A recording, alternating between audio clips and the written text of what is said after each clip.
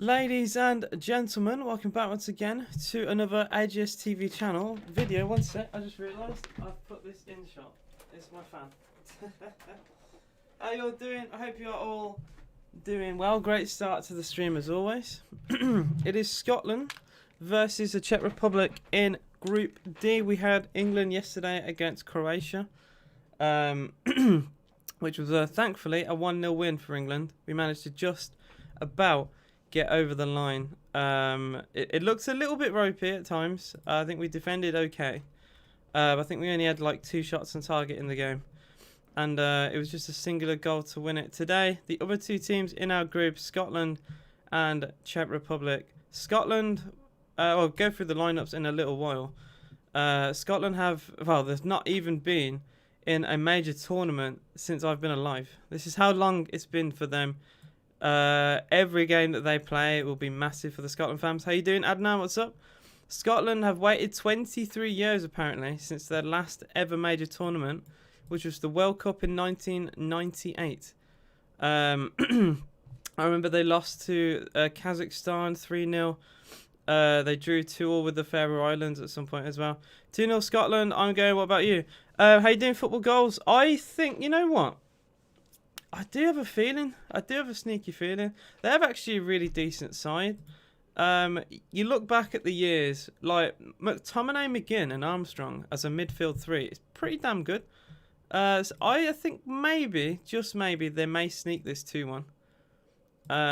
But it will mean a lot for them, though, to play this game. The group itself, I think they possibly have a chance to qualify, even in 3rd place, really. But with Croatia losing, they could get that already like a big advantage over them if they win today. Apparently, the Scots have been unbeaten in their last, the last 4 head-to-heads. Damn, not bad. Well, go on, my G. Clan Paydar is here too. Do you remember him from Villa Liverpool?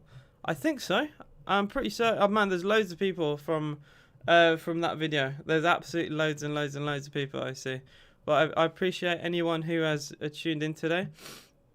This is not an easy game, though, for Scotland. I will say, I'm not going to sit here and say, oh, they're going to batter Czech Republic. Souček and Kufel straight away. Both at West Ham, both know each other well, and both play on the same side. That could be influential for Czech Republic. But other than that, Vaklik is in goal. I know he plays in the Liga. But they don't really have a lot of big name players. And you look at Scotland, and I think a player even like Andrew Robertson at left wing back could cause problems with his crossing. So if I was to say straight away who I think already has that advantage, I would say it is Scotland. Scotland are playing a 3-5-2. In goal, Marshall, Hanley, Cooper and Hendry make up the back 3. Robertson, O'Donnell, Armstrong, John McGinn of Aston Villa, McTominay, Christie and Dykes up front. McGinn literally straight in the middle of that team. Oh, man. I know how good he is for Villa. I think he could really dominate that midfield. His tackling, his passing, even his shooting sometimes can be decent. And right in the middle of the park, I know is exactly where he wants to be. McTominay as well for United isn't a bad player. I know he's a bit of a scapegoat for United fans, but he's okay. He's okay. I think in a Scotland team, he's very good. Compare that with Czech Republic. I mentioned earlier, Vaklik in goal. They have a back 4 of Bodil, Kalas, Saluska and Kufel of West Ham. Souček and Král make up the CDMs with Janko, Derrida and Masopust as the attacking midfield 3 and Schick up front. How you doing, João, Sao Paulo FC? Good day, good morning. It is, good afternoon for me, but I hope you are doing well, mate. I do appreciate you being here. We've had quite a few good games for the Euros so far, I must say. It has been fairly entertaining. I'm very fortunate. I've managed to see every single game. The one I was least looking forward to, I must say, was Austria-Macedonia. But that game was fun. I really enjoyed that, actually. It wasn't like a boring 0-0 like I thought it might be. So far, I've had Turkey 0, Italy 3, Wales 1, Switzerland 1, Denmark 0, Finland 1, Belgium 3, Russia 0. Obviously, the 1-0 for England. Austria 3, North Macedonia 1. And then yesterday's game, Netherlands versus... who was it against? It was the Ukraine. that was probably the most exciting game, I think. Netherlands led 2-0, and it was a wonderful goal from Yarmolenko to get them back into it. I think they scored 2 goals in 3 minutes. Very, very well played for the Ukraine. It's a shame they couldn't quite hold on at the end. Austria, Macedonia was a sick game because it was... That is very true. Just asking, is Ericsson okay? Alright, so I will cover that. I was watching the game. Thankfully, I wasn't actually doing a live stream of that because that would have been really upsetting. Seeing what happened, seeing his face, the camera should not have panned to his face, and then it kept going to his body like several minutes later. It was quite horrible. He is stable now. He is okay. They apparently managed to resuscitate him fairly fast, which is very, very good news. And hopefully he is recovering quite well in hospital. I've only heard positive things since he's gone to hospital, so hopefully he'll be okay. But I was quite upset. I am going to say to you guys, I was actually quite upset. It was not nice to see. I like Ericsson as a player. I really like him when he played for Tottenham. Just won the league with Syria. So, I don't think it's not a manly thing to say. I was upset seeing it. It was quite heartbreaking. We saw it Fabrice Mwamba in 2012, and I was a kid for that, and it still affected me the same way. I'm 21 years old, and it still affected me the same way seeing it. I never want to see that thing happen. I'm very glad they had a defibrillator at the stadium. It just shows how important they are, and they're not even at every stadium. That's the sickening part. They're literally, there's some non-league grounds that don't have them, and they need to have them because this is serious. But I'm glad he's okay, because there was a lot of at that time I thought the worst. So yeah, he had a cardiac arrest for anyone who's wondering. It just apparently he was officially dead for a little bit of time. It wasn't long, but he had CPR from his captain, which was amazing, by the way. Big up to him, because he was just covering the bit of time for the paramedics. The paramedics, to come over, and the man is an absolute legend. But yeah, he is okay now, which is something I should have covered yesterday during the game, but my emotions were all over the place because it was England playing. But yeah, I'm glad to see he was okay, and it was just horrific, man. I don't know why this happened. Is it a really normal thing to happen, like it happened to an African player? To hear it on Brazil, I forgot there were 2 more incidents. It happened to a player for Bolton in 2012. It can be common. A lot of the time it's what they call an underlining problem with the heart. The players don't know about it, and obviously in intense heat with just everything, you have to work really hard, and you as a footballer, the body goes through a lot of strain, and sometimes that strain can just be enough with obviously any problems that they have.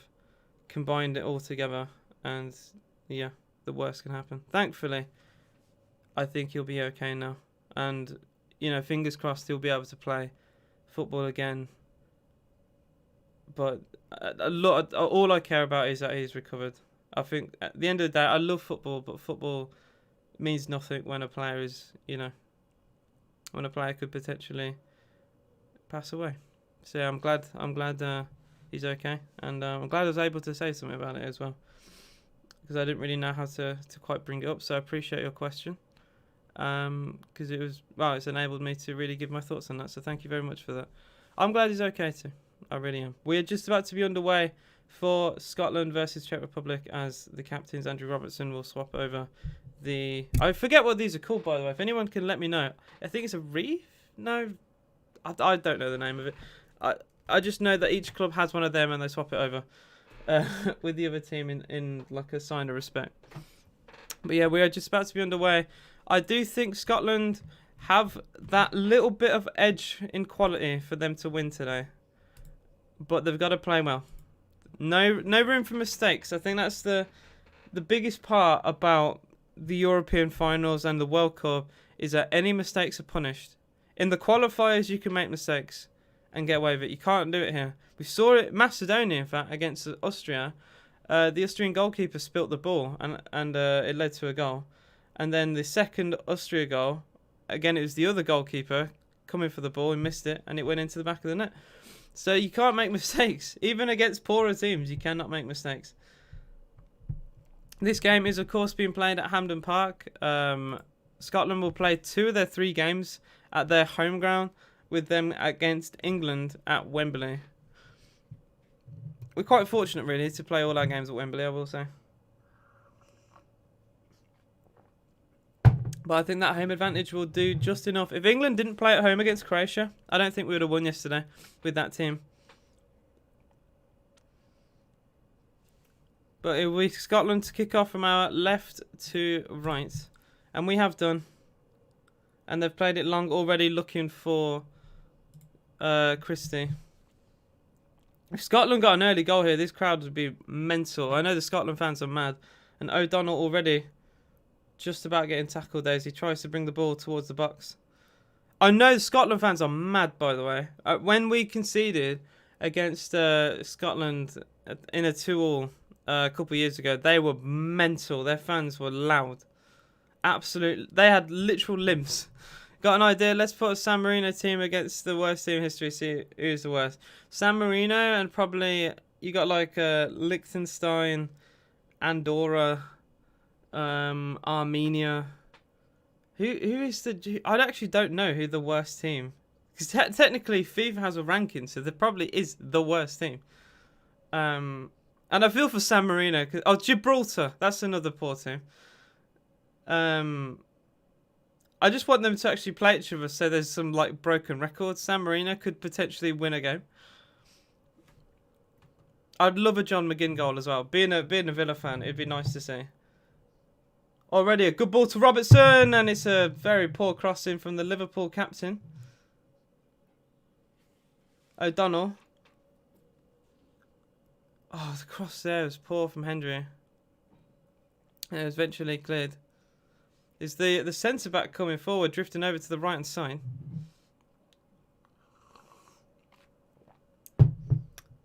There is a throw-in for Scotland. 20 seconds until 2 minutes is gone. It is Scotland 0, Czech Republic 0. A bit of a slow start for both teams. It's a club called Ibis Football Club. They got the worst team in history, but not... Oh, wow. Oh, dear. How does that even happen? I got to question that. I have to question how a team struggles to win a game that much. Oh, they're singing the Super John McGinn song. I love it. Dean Smith's man is better than Zidane. We got Super John McGinn. It's nice to hear. I heard songs about Jack Grealish as well. The very same thing. Another long ball looking for the same players, Christie and Dykes. And they've got a throw in here. Oh, they've kept it in play. Robertson, nice feet. Can they get another early ball in? The 3 centre-backs like to come forward. It's Hendry. Out wide here to O'Donnell. Oh. He stopped watching the ball there, and it seemed to... Oh, like, I'm just saying, that standard of football isn't great. O'Donnell's just received the ball on the far side. His touch is all right, but then he stops looking at the ball to look up, and the ball has ended up going behind his foot, and he's just accidentally backheeled it out of play. It's not great. You know, I don't even see that in non-league football, but, you know, mistakes can happen, I suppose. This is funny to see. Steve Clarke as well, former West Bromwich Albion manager. Very experienced manager as well over the years. Also, imagine a player who plays an offensive midfielder, only scored 1 goal in 10 years of his career. Oh dear. I think I heard of a player from Brazil who managed to sign for several teams because he knew people, but he was like not even a proper footballer. He just managed to get like a few months of a contract, and he kept doing it over and over again at different teams. And you might know about the guy, because I can't remember. In fact, that might even be the guy, because I just remember seeing that as a headline once and looked into it. Here's a free kick for Scotland as Robertson is fouled. Neither team yet to even get pretty much in each other's box, let alone shoot. See, Czech Republic even had the ball there for like 2 seconds before giving it away. I haven't rated either of these teams so far. Oh, let's bet. I bet a Twitch sub at Scotland are going to lose. Well, I'll put it this way. If Scotland were to lose, who would win it for Czech Republic? And I know everyone would either say Souček or Kufel. Souček header probably, if they were to lose this game. O'Donnell to take the throw for Scotland. He's got McGinn with him. Tries to play it towards McGinn, but he was held. Oh, it's a mistake! John McGinn! Good block. And he's still got it. Here is John McGinn again by the 6-yard box. It's a good bit of defending. Well, I don't know how on earth John McGinn managed to get the ball in the first place. He was actually getting muscled. And then it was a defensive mistake by Callas to give him the ball. Literally gives the ball to him 2 yards away. The shot is blocked. It managed to ricochet up into the air. He gets it again. And his shot ricochets for the second time. You're talking about he's one of the biggest... Oh, yeah. Yeah, he's not a great man, I will say. Robertson corner. That's a decent one, but no real header attempt for Scotland. But they may keep the ball here. It's kept into towards the left-hand side here. It's Armstrong. And he wins a throw-in. Not a bad start for Scotland. They've definitely dominated this opening, but they've not really forced the keeper into anything. John McGinn looking very bright there. He scored a hat-trick for Scotland not too long ago.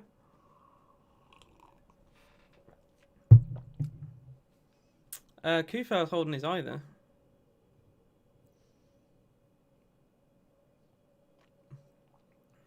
Yeah, Sufal. His face looks a little bit red there. A hat-trick. Yeah, he scored. I can't remember who it was against, but I know John McGinn did score. He scored a hat-trick against...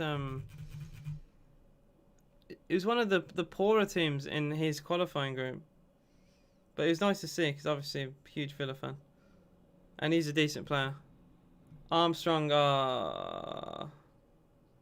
Stuart Armstrong trying to play the ball through to Andrew Robertson. Just goes out of play. I will say, players like Robertson, McTominay, McGinn, Armstrong are better than the front two.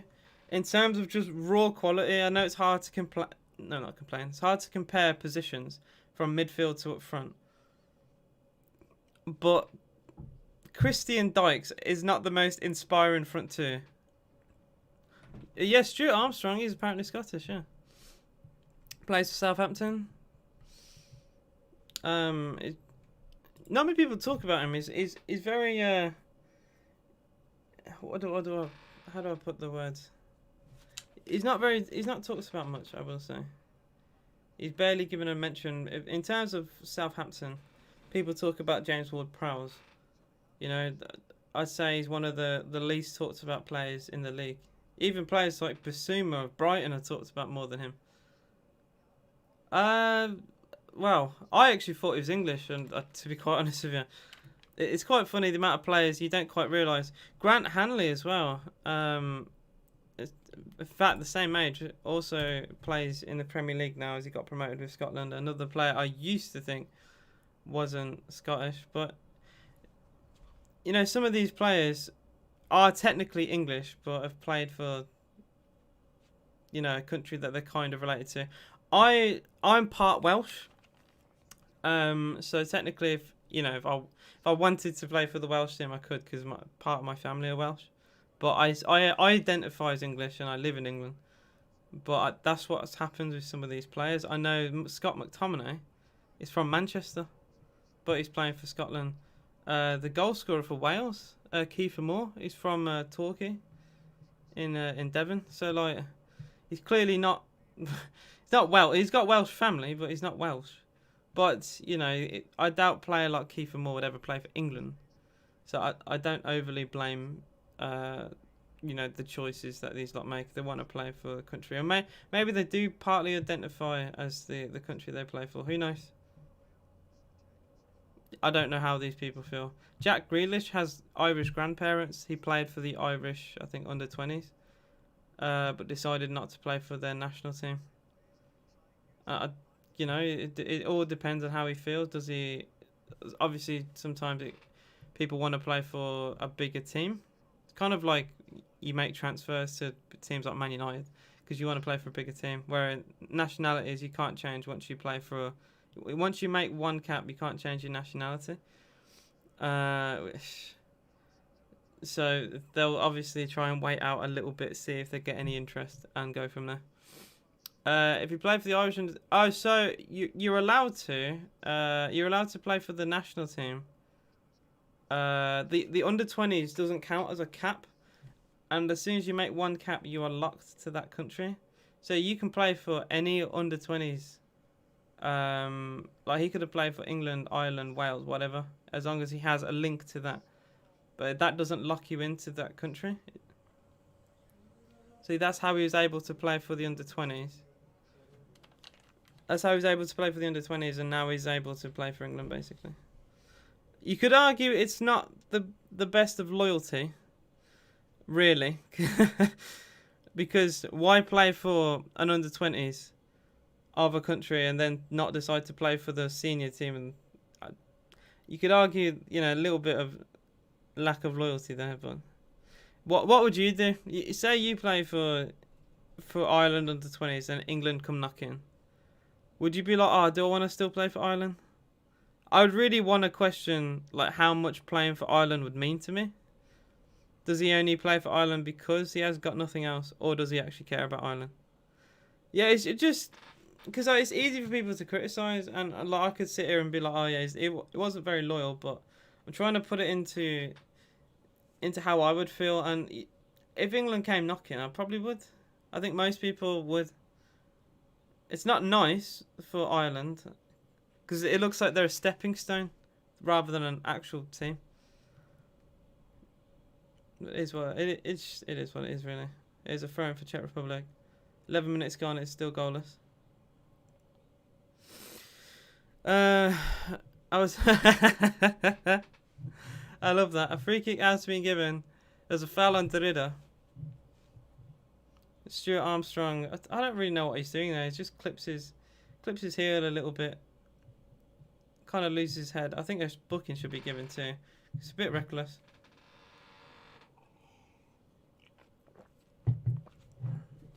But Czech Republic, who've literally not even had the ball in Scotland's final third, could, potentially score a goal from this free kick, which is mental. We saw it. The Denmark against Finland. Finland did nothing for the whole game and scored their only shot on target. Free kick comes in towards the far post. And it's gone all the way through, and it'll be a goal kick to the Scots. There was potential there at the far post for Callis to get his foot to it, but it's just too far.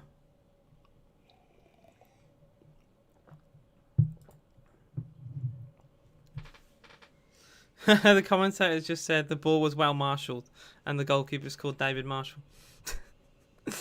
I love that. It'll be a goal kick to Scotland. Marshall will take long.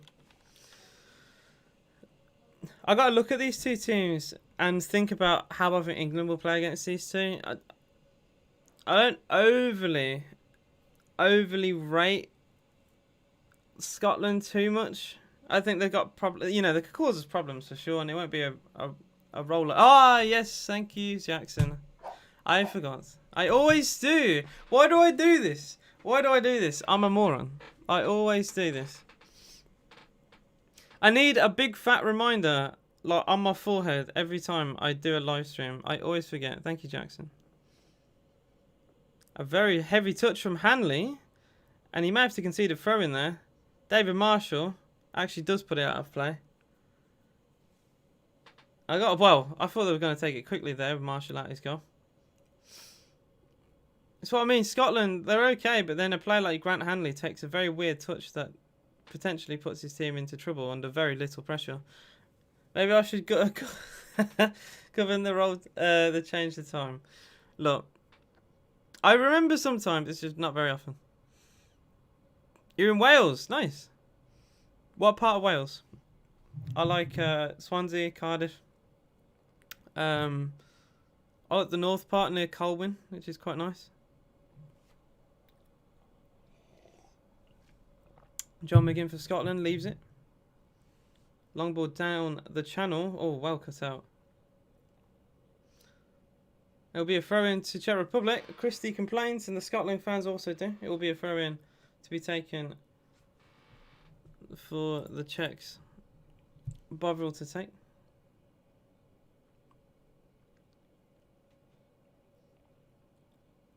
Apparently plays for Slavia Prague.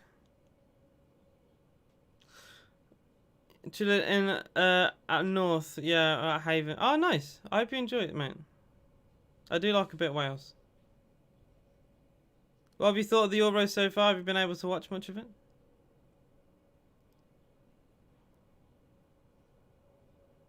Nice ball from Yaktu, but John McGinn does really well there.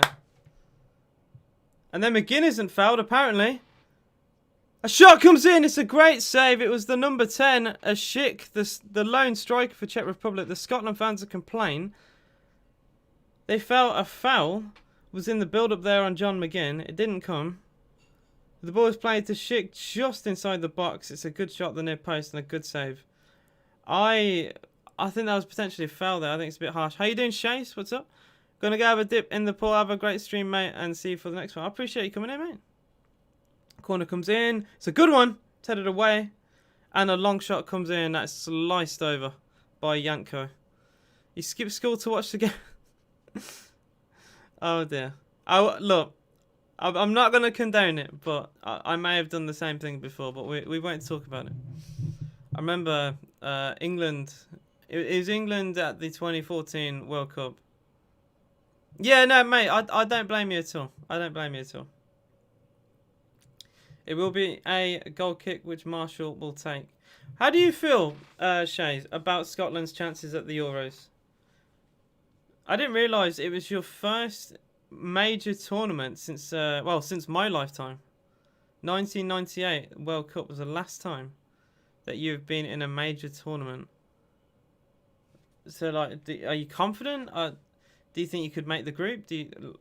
I'd like to know your opinion, really, because I have no idea how I would feel about it. I'll try and be hopeful, and I try and love every single minute of it, to be quite honest. Scott McTominay for Scotland. John McGinn, probably been one of the most promising players so far.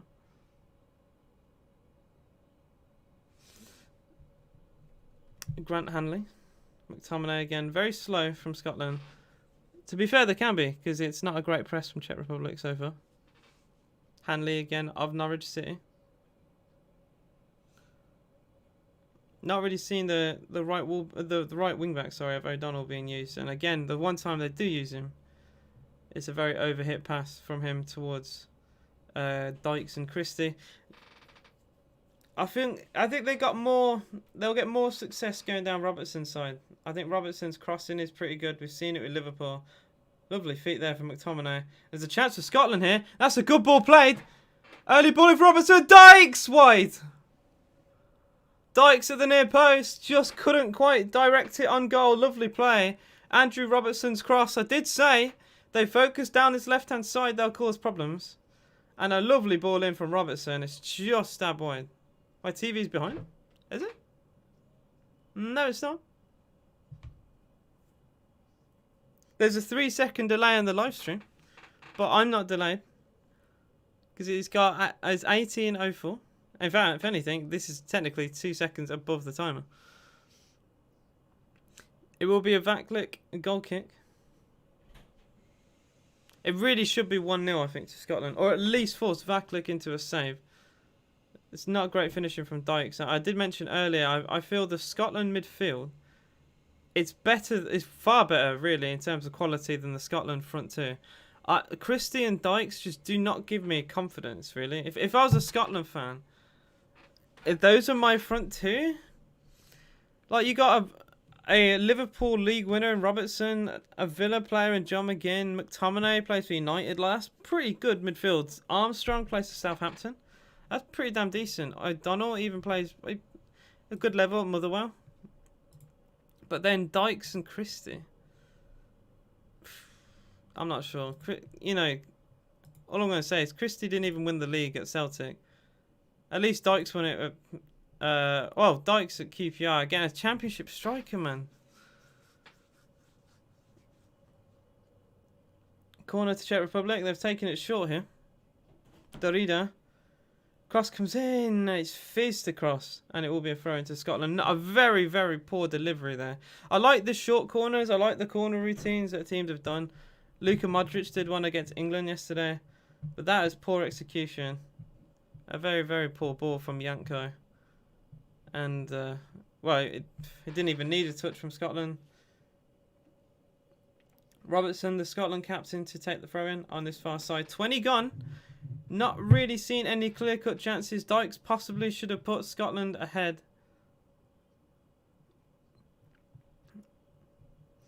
The throw-in was okay, but they did lose the individual battles. It was a decent throw attempt from Robertson. Eventually, the ball is in the feet of Vaklik. He goes long, looking towards his strikers. It's a good header away, and Scotland do keep the second ball. John McGinn out wide to O'Donnell. Can the wing-backs come forward? O'Donnell forward towards Christie. Christie. Oh, it's brilliant from Christie. Christie kind of collides with O'Donnell, but they still keep the ball. And then O'Donnell has ended up putting it out of play. A free kick potentially may be given for a potential foul on Christie there. But Christie and O'Donnell bump into each other. I'm really not sure what O'Donnell's trying to do there. He just runs into him. Oh my days. What on earth is he doing? Just let him run, man. He's acting like a 12th player for Czech Republic there, O'Donnell. Literally just runs into his man after Christie managed to get through two players. Cooper to Hendry. And now Robertson, the Scotland crowd, they're getting behind the players again. Andrew Robertson. He has to go backwards. David Marshall now for Scotland. This is the kind of the problem though when you play five at the back. It takes so long to build, and then, well, not only that, but if there's a counter attack, sometimes your wing backs are too far up and you're exposed. But when you have more defenders than attackers, it's usually more boring football, really.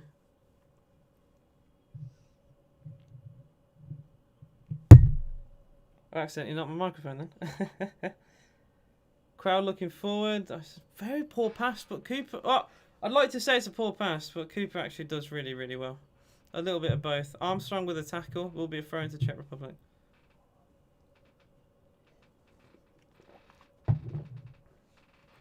Come on, lads, give me some entertainment here. I've barely seen Souček on the ball even. Good defending from Robertson. Shields the ball out of play. I love that. It's simple, but simplicity is sometimes good. Shielding a ball out for a goal kick. It is pretty good. I like seeing it when I'm at football games. Gets the crowd going. And it's very clever play.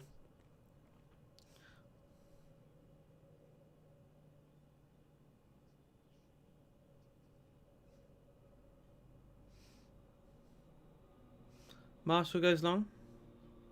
It's a good kick on him as well towards Dykes. Dykes doesn't win the header, but Armstrong takes over. Robertson. Come on, Scotland. Get this ball forward, man. Scotland have never made the group, apparently. Oh, dear. Well, all I'm going to say, obviously they've had to wait so long to get here. Scotland, and any Scotland fans in chat, this will mean more to you than, you know, like a Spain who always qualify, or a Portugal, or a Germany. So getting here is massive, but the fact that you've never qualified is bloody mad.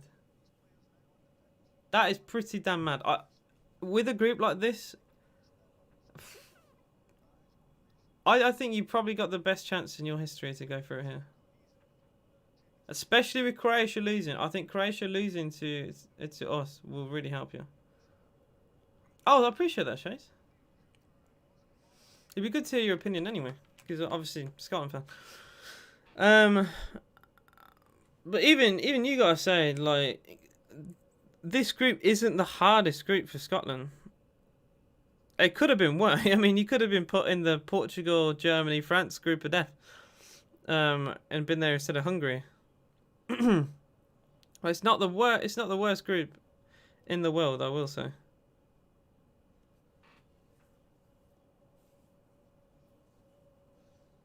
There's a chance for crossing from the right. Davida puts the ball in. Good defending, O'Connell. Null and void. Oh man, it made me think of if England were in that group, man, I'd feel sick. I'd genuinely feel sick if we were in that group. Thankfully, we were called out in the group D. So I'd have felt sick. You're going into Group E and you don't hear your country's name, and then you know you got like France, Germany, and Portugal to go. Poland would have been begging for their name to be read out. It's suddenly the realization, like, we haven't been called out yet. There's 4 teams left, and 3 of them are massive. If England were in it, they would be. No, we would finish bottom. We would lose all 3 games. I have no faith. Good play from Robertson. I think that was a felt. It was the number 5.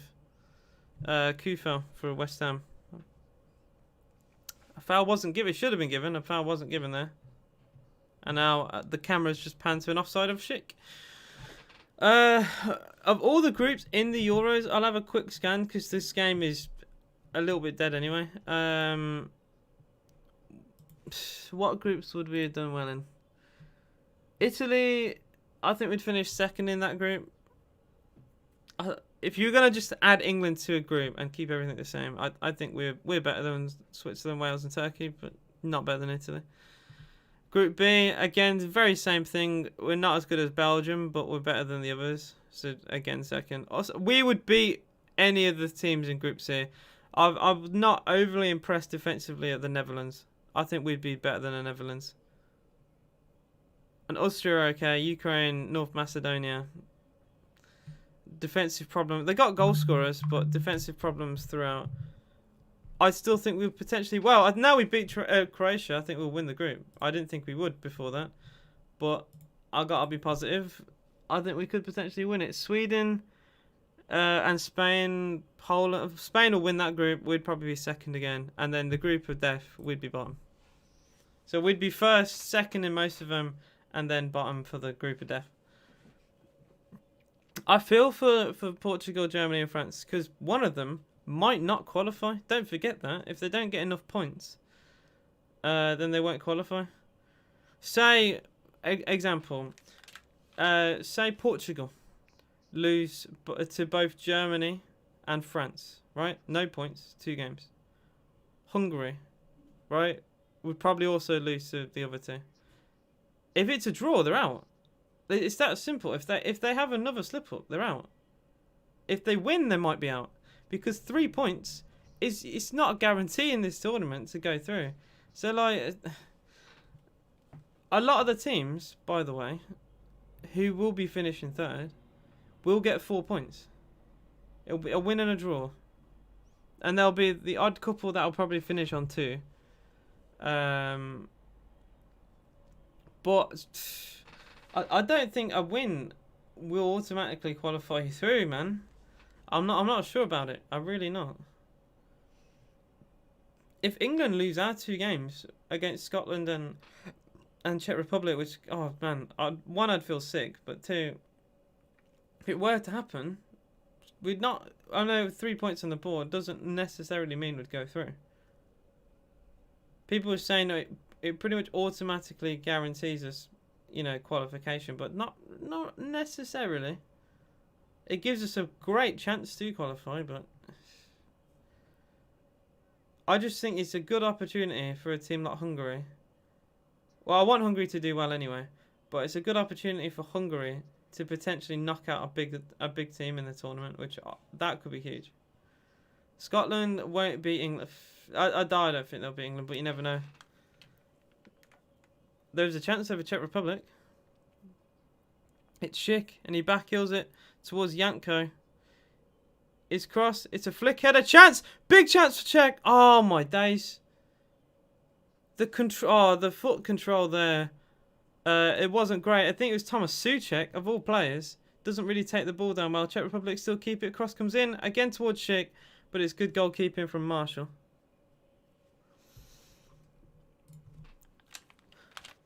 In football, I don't like to, I don't like to just presume results, right?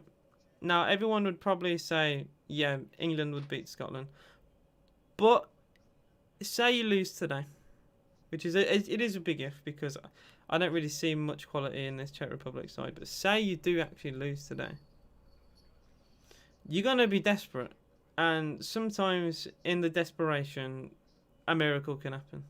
We're not the best team. We are nowhere near the best team. I think we are a beatable side. I'm not gonna sit here and say, oh, it's coming home, it's coming home. As much as I want to think it's coming home, and I like the whole meme about it. We are a very beatable team. And I do feel not only we could beat anyone on our day, but we could lose to anyone. it is just the way. If we lose today, I wouldn't say that. I wouldn't say that. Genuinely, don't write yourself off against England, though. I can genuinely see us bottle that game. You'll probably kick us to pieces. John McGinn, McTominay, there'll be loads of yellows. And you could very easily at least take a draw. Go to Croatia for the final game. Win that. Could be huge. As much as I think you'll win this game, I can't see them winning it. I think it's slightly more likely now for a draw from what I've seen. But one mistake gets you 3 points. Scotland do have a decent team. I'm not a fan of Dykes and Christie personally, but I think that midfield 5 is decent. There's a chance here. Ball across to Robertson! Oh, he should have done better. It's a good save. But that really should be 1-0 to Scotland. A lovely through ball towards Andrew Robertson. He took one touch. He batters it towards goal. It's straight down the middle. But it's a really good save. Andrew Robertson, the left wing back. And he will take the corner as well. Robertson will take the corner for Scotland. Left-footed. It's a good one to McGinn. It's hit up shot. It's blocked. And it's blocked twice, actually, off the same player. And it might even lead to a counter-attack for Czech. Oh, lovely defending. Grant Hanley there. Brilliant. But John McGinn claiming for a handball in the box there. It's a great save. It is a really good save. But Robertson, just place it in the corner. Oh, you can swear, mate. I don't care. Robertson, place it, mate. He's gone for power there. Just put it in the bottom corner, big man. He doesn't need to power it to, like. I know he's technically a left back, but in this system he's a wing back. I know his shooting isn't brilliant, but he's got loads of power in the shot. I just feel like if he goes to placement and he can find that bottom corner, it could be huge. Shame. Because that could have been really huge. It was a lovely ball. I think it was actually it was either from Christie or Armstrong who played the through ball. I will have to see it again. It was a lovely, lovely pass through to him. The back line, Kufel, completely nowhere to be seen. Back look for Czech.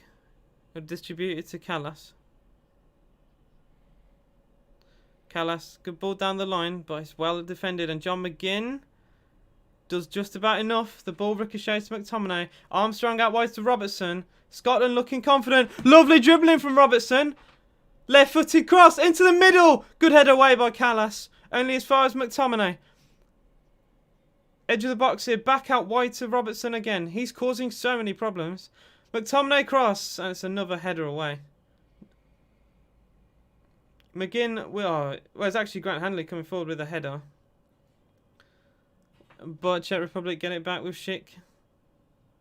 And it's a good pass from Schick forward. Christie tries to challenge. He doesn't win the ball back either. Eventually it's given away. And O'Donnell will intercept.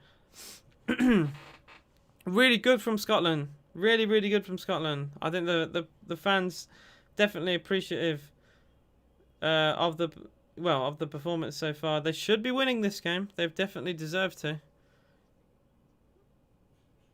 I'm trying to think actually, when's the last time they've won a game? a game at the European Championships. I will have to look that up at half time. Lovely ball out wide. Oh, it's a lovely idea, I will say instead, towards O'Donnell, but is well intercepted. And really good challenge from Scott McTominay. Very strong from McTominay. Love it. Derrida, no chance to keep the ball. Yeah, John McGinn's handball claim. It's interesting, but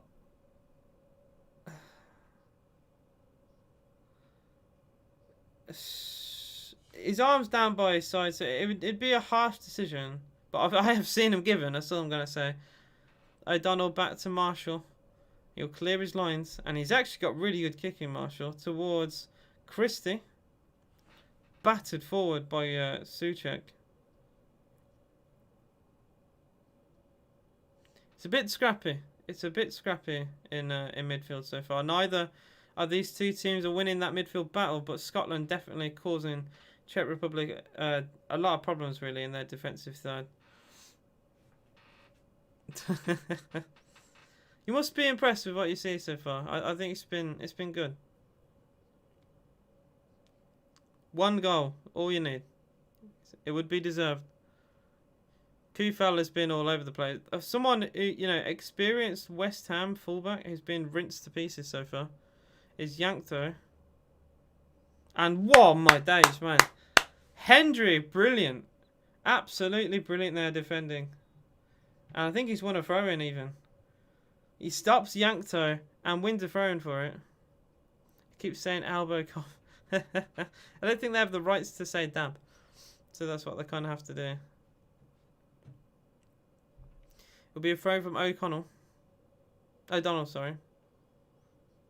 He looked towards Dykes. A throw-in will be given to Scotland. It was McTominay coming in. He deflected the ball off a Czech player. Throwing from O'Donnell towards McGinn. And unfortunately for the Scots, they lose the ball. Come on, the Scots.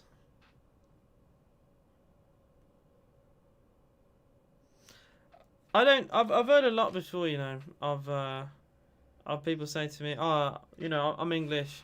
I shouldn't really want other teams around the UK to do well. I should really show my allegiance really to England. But I want the teams in the UK to perform well because it looks better. It looks better for all of us if we all do well. Like I want teams like Northern Ireland, Ireland, Wales, Scotland, England, all to perform well. I don't get the. I get a bit of banter's okay, but I just don't get you want Scotland to do. But I don't care. I want Scotland to do well. I want Wales to do well. They'll probably not say the same about us, but that's what I want. He should be winning this game. But it is the lack of finishing so far that has let you down. Here is Thomas Souček of West Ham. And he's fouled there, I think. He's asked to get up by the referee. He doesn't think so. I thought there was a little foul there for Czech. 37 gone. Scotland 0. Czech Republic 0. So many 0-0s that we've seen at half time. But then the game changes in the second half. Should be like 10-0. I would say maybe 1 or 2. You've had the chances for sure. Marshall for Scotland. You'll hammer this long. Thoughts on why Sancho missed out on the squad yesterday? Look, there's a lot of questions I have on that England team. First off, obviously I'm happy we won.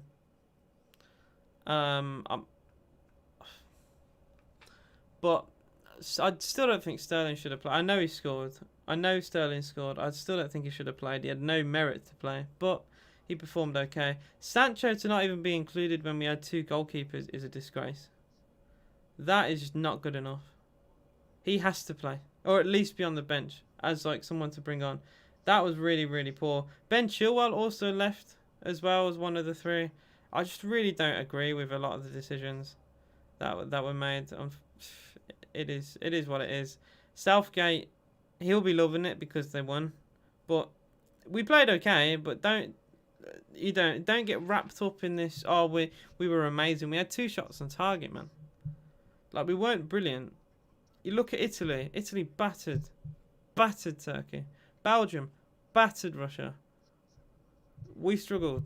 We won, but we struggled. And that is what the difference is between us and the eventual winners of the Euros. We will win, potentially, the smaller side. I mean, no disrespect to Croatia. They did make the World Cup final. But they're not as good as Italy. They're not as good as the top teams. And, yeah, we did win, but it wasn't an impressive win is what I'm trying to say. And I feel like he won't change the team for Scotland because it won. Maybe he will for Czech Republic if we do beat Scotland and we make sure we qualify. Maybe he'll play, you know, your Sancho, your Grealish.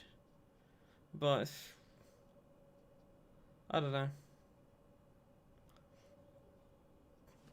I was just a bit disappointed to not even see him on the bench. And Grealish didn't even come on, by the way. Corner comes in from Yankto.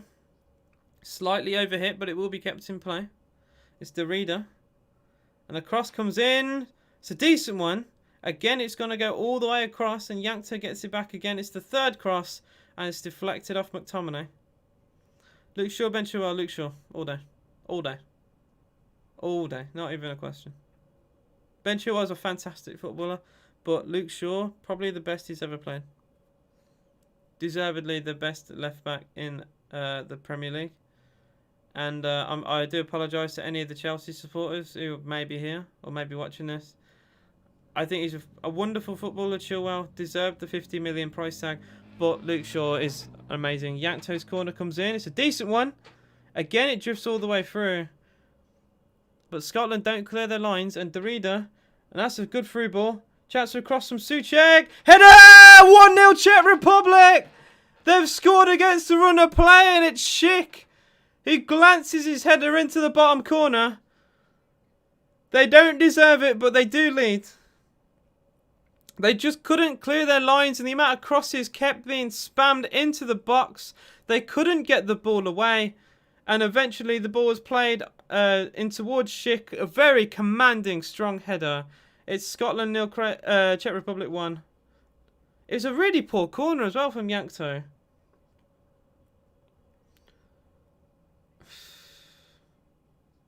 It's such a poor bit of defending that from Scotland. It's a lovely cross and a beautiful header. It was a ball in from Kufel of West Ham towards Schick, and there's no saving that. There's absolutely no saving it. No keeper in the world. It is just, it's pinpoint into the bottom corner.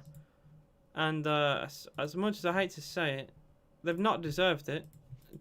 They've completely not deserved this lead, but they do lead by a goal to 0. They've thoroughly been the second best team today. They've not played well, but you got to take your chances, unfortunately, and Scotland didn't take theirs. Czech Republic, unfortunately for the Scots, have taken their, I think, their only shot on target today. I feel for you, mate, because that's not fair, but they may get a responsive O'Connell ball into the box. Christie into the air. Oh, Dykes doesn't get a clean head onto the ball. McTominay will keep possession for Scotland. They have 2 minutes before half-time here. Ball played towards Robertson. A good header away. And Czech Republic will batter it forward. Not even looking for a pass. It's gone all the way to David Marshall. Mate, I do feel for you though, Shays. I really do. This is it's a rough one. It's their first real. It is their first real attack, Scotland. Not my words are gone because I can't believe what I've just seen. It's the first real proper attack for Czech Republic. I don't think David Marshall's made a save, and it's just a lapse in concentration. The crosses were awful. The crosses had been awful today, and it was one actual decent ball in from Kufel, and a towering header. And I don't care who's in goal. I don't care. Any keeper in the Euros not saving it. It's perfect. It's right in the bottom corner. It's, yeah. You could put it in a textbook. Literally, it was really good. But Scotland, unfortunately, despite playing quite well, I will say, they are losing this game. O'Donnell to take the throw. This will mean, by the way, it's very obvious, but I will say it because why not? As things stand, England still top, and they'll be joint top with Czech Republic as things stand on 3 points. Scotland and Croatia will be on 0. And the interesting part is, if, and this is a big if, Czech Republic hold on to this 1-0 lead, and England play Scotland, Czech Republic will play Croatia, there is a potential for England to beat Scotland and Czech Republic to beat Croatia for pretty much to qualify the first, well, England and Czech Republic. And it will be Scotland and Croatia trying to battle out for 3rd place. That could very easily happen. But it all, well, a lot of it relies on what happens in the second half, really. I don't even know what to say at half time. Because they've played okay. I just think then they possibly look at their bench. They need to maybe take off one of their strikers. They've not been good enough, really. Maybe bring on Billy Gilmore. Ryan Fraser could come on. How is Ryan Fraser not playing, by the way? He's such a good player. Che Adams isn't playing. Che Adams isn't playing for Scotland. Cross comes in from Christie towards Dykes. John McGinn battling. Good takedown, McTominay! And he goes down, but looking for a penalty, doesn't get it. Armstrong, edge to the box for Scotland. Armstrong, shots deflected. Doesn't quite reach Dykes, and it's cleared. It is still 1-0. The crowd are getting behind them. I don't know if I'm happy or mad, because I don't like the Scottish team, but I don't need to buy some. Lovely dribbling from Scott McTominay. Ooh. Now that is arguably a penalty from Borrell, because he doesn't win the ball. That's an obstruction. I think that's a penalty to Scotland. VAR may look at that. VAR may look at that potential penalty decision because Scott McTominay's run was blocked there by Borrell and he didn't win the ball. So there are definite questions here. It's a good bit of dribbling, actually. That is half time. It is 1-0 to Czech Republic. The check has been complete, apparently. And no clear and obvious error by the referee. So it will be at half time. Scotland 0. Czech Republic 1. I don't really know what quite to say. Scotland have been the better team. They've created the chances. Big openings as well for Andrew Robertson. He had a one-on-one on an angle, but put it straight at the goalkeeper. It was tipped over the bar. He put loads of power in it. It wasn't a comfortable save, but well, if he puts it in the bottom corner, it's 1-0. It's that simple. Scotland didn't really get a proper foothold after that. Allowed Czech Republic to come into the game, and eventually they did score thanks to a header from Schick. Lovely glancing header. Crossing from Kufal of West Ham towards Patrick Schick of Bayer Leverkusen. It's a lovely cushion header. And as of right now, it would take Czech Republic into second. It's mental. Because a lot of people had them to finish bottom of the group with Croatia winning it. And right now you've got Croatia bottom with Scotland in third. Well, technically joint bottom. But yeah, not a bad game of football so far. I just want to see Scotland come out their shell. I'm completely flabbergasted to see Che Adams not even play. The man is on the bench for Scotland. They are desperate. Absolutely desperate for a striker right now. Because Christie and Dykes haven't done enough. And they've got one on the bench. They've got Che Adams on the bench. Forrest, Fraser, Gilmore, like really good players that they could bring on, which I expect them to actually use. It'd be a joke really if none of them came on. One of them has to come on at half time because they just need a little bit of an injection really. Just a bit of life into this game. Get the crowd going. I don't know how a player like Che Adams isn't playing for Scotland though. I think Che Adams is a really good player. Scored quite a few goals for Southampton last season. In fact, I can have a look at how many goals he did score. Just a little bit of a joke really. Adams scored 9 goals. He scored 9 goals for Southampton. And he's not good enough for the Scotland national team. I have no words. It's his best goal scoring season since he came from Birmingham. He only scored 4 in his first season for Southampton. Took ages to finally score. And then he got 9 this year.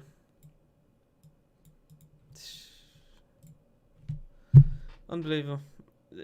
And then, well, they're playing who they're front to. So you've got Ryan Christie of... Oh, this is exactly what I'm talking about. Ryan Christie of Celtic. Celtic didn't even win the league. He's not even an out-and-out forward. And he has scored 5 goals this season. 5. And he's been playing ahead of... I've seen a bit, Joe. No words. How is he starting ahead of... ahead of Che Adams? That's a joke. And you got Lyndon Dykes. Dykes has done okay for QPR, but again, 12 championship goals compared to 9 Premier League goals. I'm just saying what I think is more valuable to me. Now, he ended the season quite well. He scored he actually scored for consecutive games for QPR. To be quite fair, he scored against Forest, got 2 against Sheffield Wednesday, scored against Rotherham. He didn't score against Middlesbrough, but then got a goal. In fact, the winning goal against Swansea, and a goal against Norwich, and that's the league winners, Norwich as well. So like, I understand why he's been starting, because he's got a good record. That Schick Donny has been sick this year, carried Leverkusen attack-wise. He looks good. Has a very commanding header as well. But like I've just been going on though, you compare Schick to Christie. Scored 5 goals in the Scottish League in 35 games. And then you've got Che Adams on the bench. Like it's a no-brainer to me. Che Adams is actually a really good footballer. And I know that might be hard for me to say because he used to play for Birmingham City. But he's an actual right footballer. So I just don't understand why you're not playing your best team. Like, Che Adams, if he played for Czech Republic, he would play. It's that simple. I look at Schick's goal scoring record because he's the goal scorer today as well. He scored in his last international game as well against Albania. He scored 9 goals for Leverkusen this season in 29 games for them. He played for RB Leipzig the year before, got a 10 in 22. So he's definitely got a good goal scoring record in his last couple of years. And he looks okay. He's quite young as well, very tall, very target man-like. He scored... trying to see how many goals he's actually scored for all of Czech Republic. He's managed to score every year bar 2019. Oh no, in 2019 he scored in the UEFA. Well, he's actually got a really good goal scoring record actually for Czech Republic. So I'll keep my mouth shut. It was a decent header. I feel for Scotland though because they don't deserve it. They do not deserve it at all. They're showing their defensive structure, and it was kind of like a 5-4-1 at times. With Christie playing in midfield, Dykes up front on his own. But as soon as they go into an attack, you've got Christie pretty much playing as a front two with Dykes. Take Christie off, man. Bring Che Adams, go 2 up front, and do a 3-5-2. It's that simple. It is literally that simple. I'm seeing the Scottish subs. Wow, I don't know. What is the manager doing? What, fam? Ryan Fraser. James Forrest. Like, come on, man. You know what it tells me? You know what it tells me straight away? He's scared. The man is scared to do... Hang on one sec. The man is scared to do, like, attacking football or be a bit more expressive. Put the players on. Billy Gilmore of Chelsea, man. Like, come on, man. It is so bizarre to see some of these players not appear.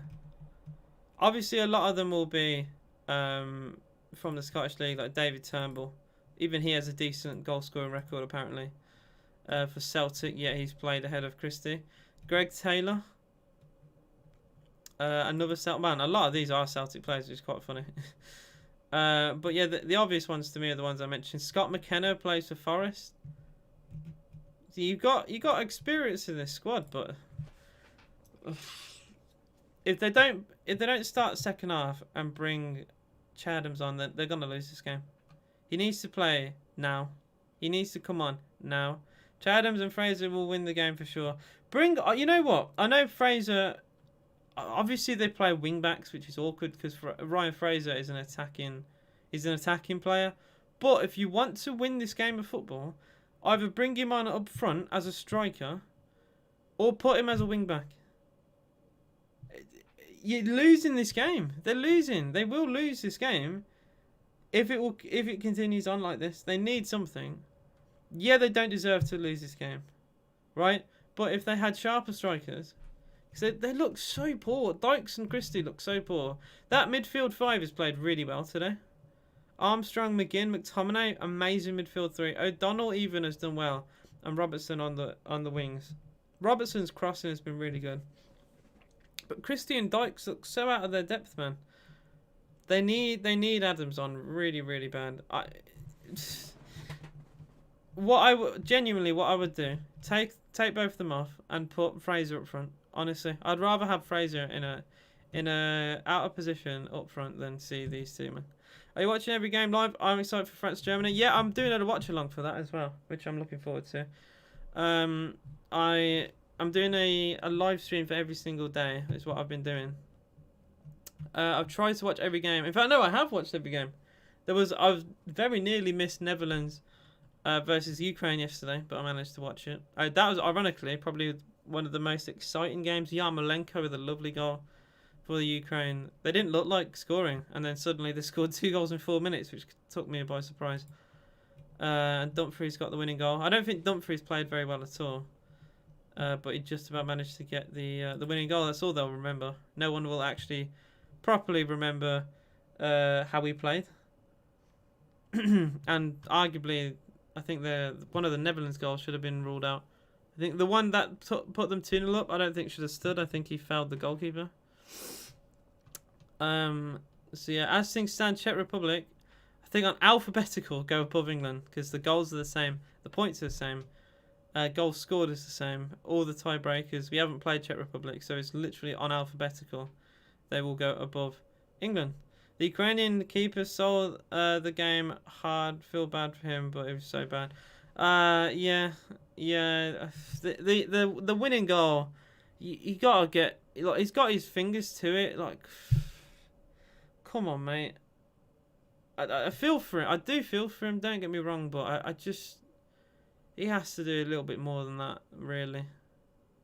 In my opinion, anyway. I think if you get your hand to the ball, you got no real excuse to not tip it wide. But same with Kasper Schmeichel. But again, with what happened with Eriksson, you know, I think I don't think it'd be fair for me to criticise the goalkeeping there because obviously things on his mind are mental right now.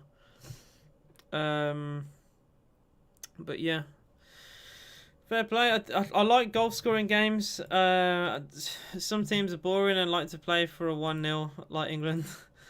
But I like goals in games. We've barely seen like a very competitive game. We've seen 2 3-0s, a 3-1, and then loads of 1-0s in between. The one draw in the tournament, which was Wales, Switzerland.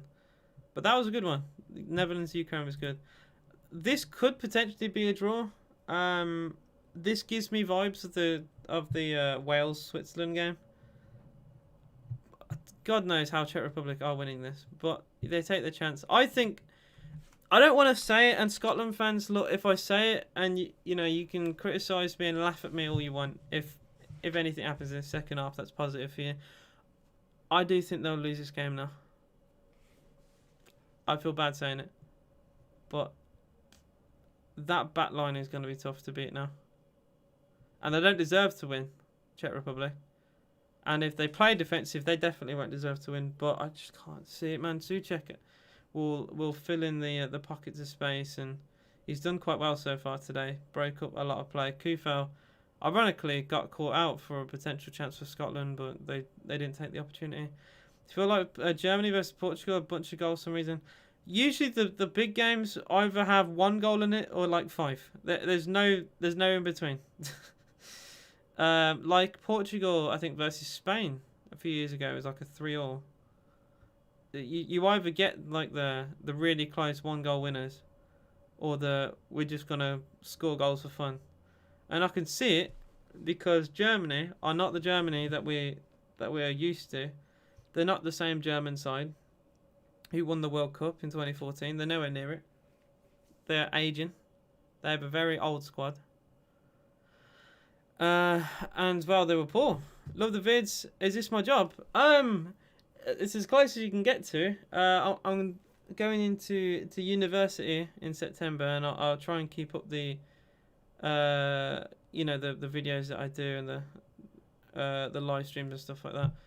But as of right now, yeah, I suppose if you want to call it that, I'd look at it as a hobby. I just talk to my chat, and yeah, I'm not the best commentator in the world.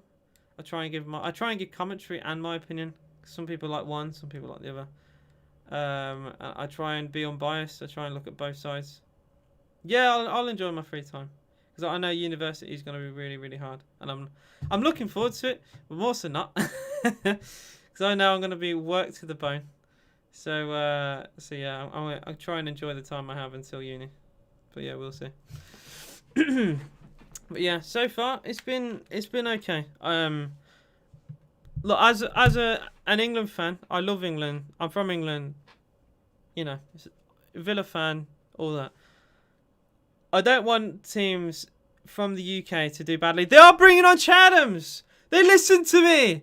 Yay! They actually listened. I said bring him on at half time. Man should have started. Scotland, man. You wait till you're a goal down. It's good that you're bringing him on, and it's good that you that you listened to what I've said. But come on, he should have started from the beginning, and they brought him off for Christie. Oh man, it's like they were on the stream. It's brilliant. The one guy I thought was awful hasn't scored barely any goals for Scotland. He's literally been the 12th man for Czech Republic. Has been sub for Chathams. Hey, let's go. What am I going to study? I'm going to study IT. There was a part of me that wanted to potentially do computer science, but I've done it at A level before, and it was really, really hard. And I suppose being a programmer, you get more money for being a programmer, but it is difficult. Oh my God, it's like learning another language. That's the best way I can describe it. And you have to learn that language in a couple of years, otherwise you fail. That's the only way I can put it. Where in IT, it just covers everything, and you can use it in your own time. Like everything I've done an apprenticeship in IT before. Everything I have learned has helped me in my personal life. It helped me stream. It helped me learn little bits and pieces really that I still use to this day. And yeah, I can't wait to study it. This is Chase team now. I think potentially I may wipe away everything I've said. We have kicked off for the second half and already a chance to Czech Republic. And a shot comes in from Schick. Well, that was poor defending straight away from Scotland. We're only 30 seconds in. Well, 40 seconds into the game. And Schick, well, 7-8 yards out there, had a free shot and goal. It's a good save from Marshall. But here's me saying they finally brought on Adams to change the game. They could have been 2-0 down. Who do you have as the top scorer? That is a really good question. Another shot comes in. And it's spilt away by Marshall. It will be a corner to Czech Republic. You're the first person to ask me that. I've had hundreds of questions about who do you think will be the winner. You're the first person to ask me who do you think will have the golden boot. Romelu Lukaku. I think Romelu Lukaku. Oh, well that's brilliant timing, isn't it? I think Lukaku or Ciro Immobile. Corner comes in and it's not a great touch. And potential Scotland counter-attack. John McGinn hammers it long. Looking for Che Adams. And Adams does get the ball here. That's great dribbling from Adams. And he plays in Robertson now. Robertson's 35 yards out. Chance for O'Connell's cross. It's a really poor one. Doesn't even beat the first man. Scotland keep the ball though. Robertson gets it back again. Still centre of the goal here. 35 yards out towards the left-hand side now. Good ball in from Armstrong towards Che Adams. Twist one way, goes the other. Armstrong on the byline. Crossing for Robertson. Decent one towards Christie.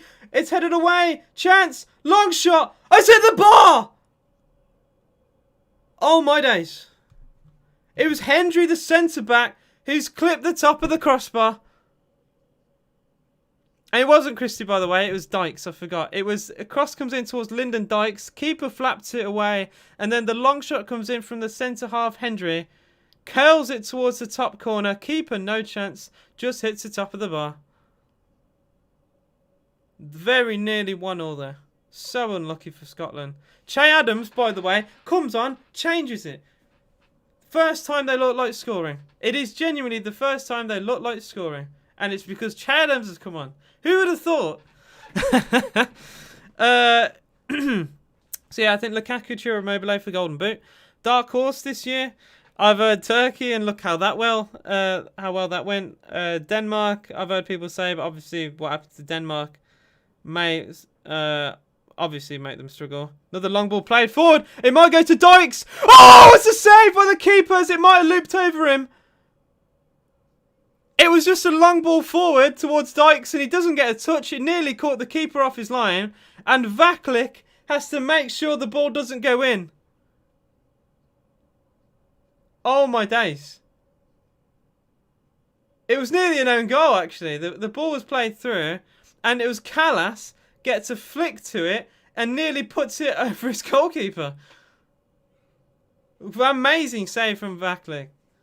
Really, really good goalkeeping. And, wow, what a change for Scotland. Che Adams has really changed this game for the better. So, yeah, my dark horse. I haven't been able to think in the last 2 minutes. My dark horse for this year. Who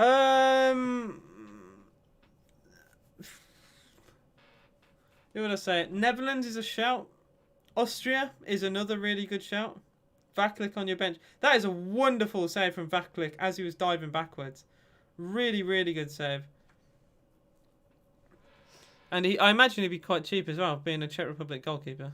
Hanley digs a pass out looking for Robertson. It's a good header away. I like he said I picked the worst game. Possibly, but this has been fun and entertaining. And, well, it's a game I care about because they're in our group. You could say England are a dark horse, but I don't think we're going to do very well. I want us to do well. I want football to come home. But we are a very beatable team. Now, there is an injury problem here for Scotland. Robertson is calling the physio over. I didn't quite see what happened here. I'm going to see the replay. It was Grant Hanley. Oh, yeah. Hanley just collides with a player. He actually collides with Kufel. And Kufel accidentally he steps on his leg. I think that's what's hurt him. Dark horse, Austria. No one's giving it. Italy deserve their credit. I wouldn't say Italy are a dark horse. That's why...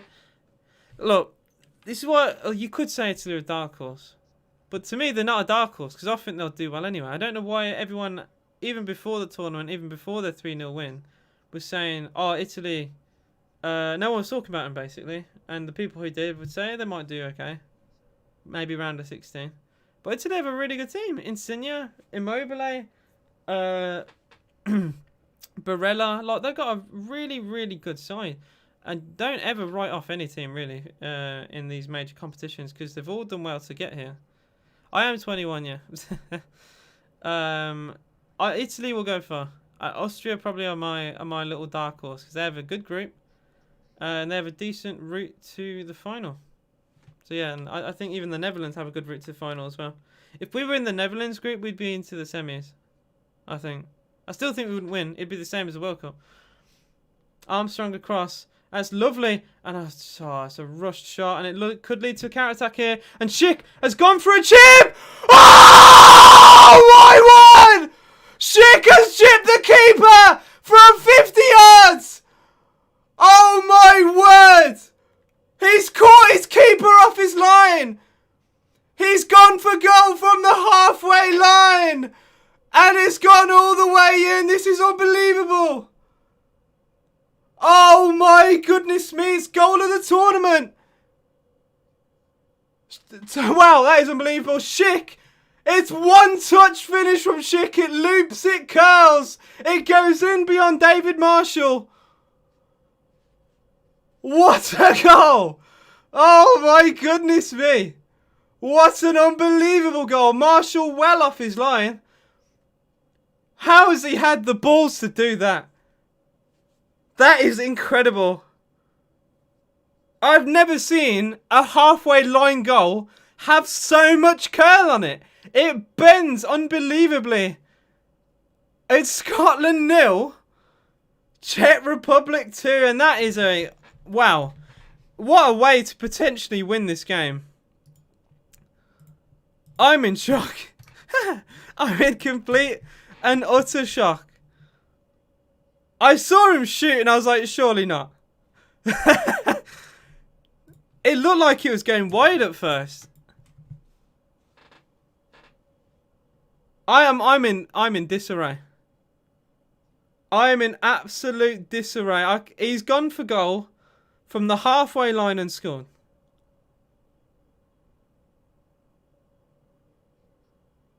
I have no words for that.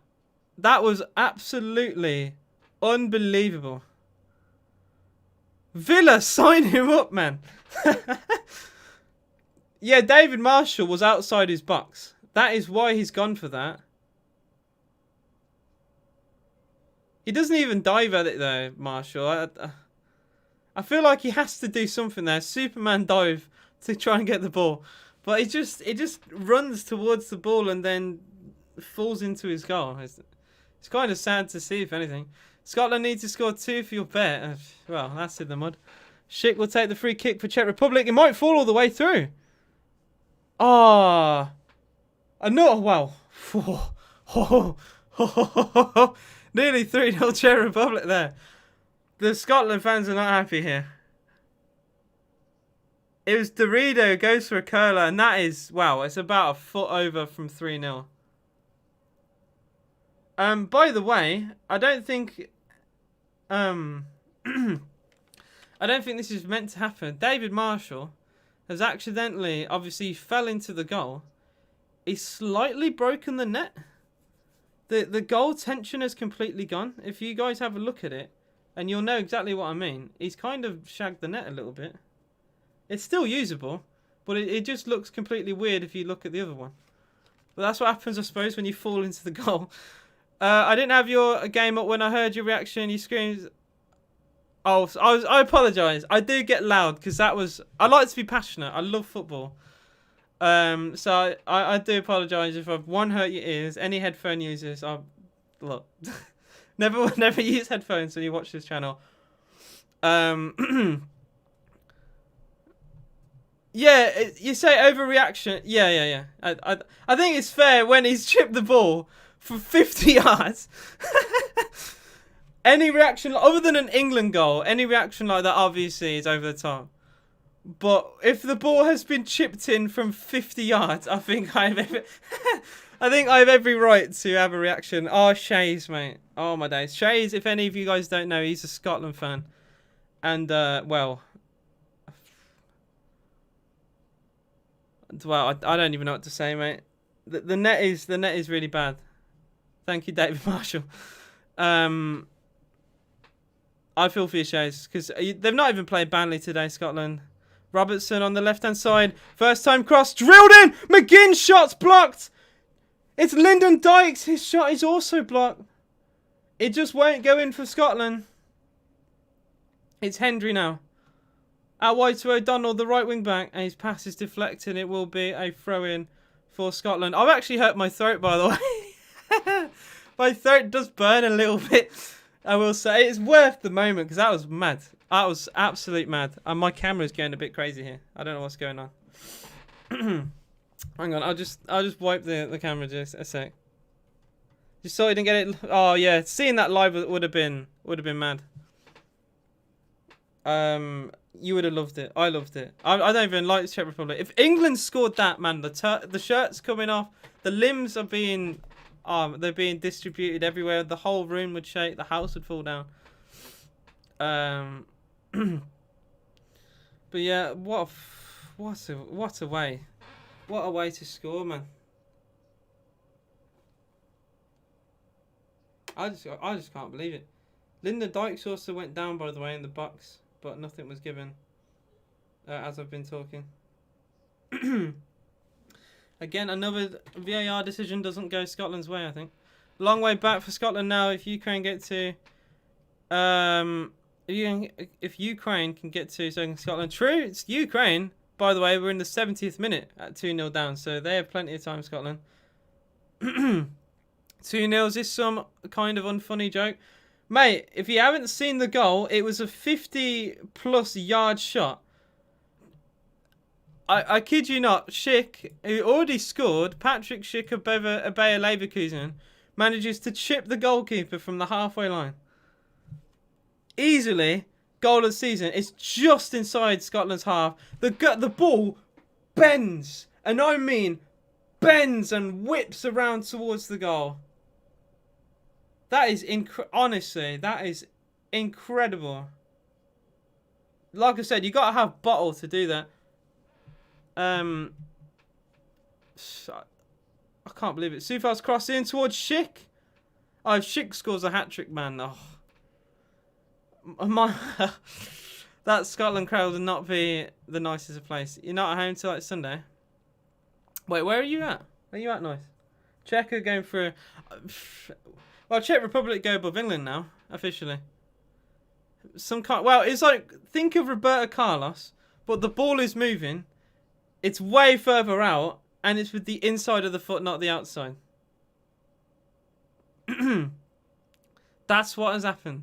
It's very bizarre. It's very, very bizarre. But it's a wonderful strike. It's rattled Scotland. I don't blame Scotland for being rattled, but it has rattled them. Give me 1 sec. I'm gonna, because it's really bright in my room, so I'm gonna try and slightly lower the brightness here. The natural sunlight is kind of affected. I don't know if that will make any difference. It probably won't. I just draw the curtains a little bit, but it's bloody bright outside. Half an hour to go. And Robertson on the I say he's on the byline. He doesn't quite get to the ball ahead of Kufel. And a goal kick has been given. Just needs a right foot to goal for... Yes! Oh my god, yes! It would be, yeah. Header, left foot. Oh yeah, damn.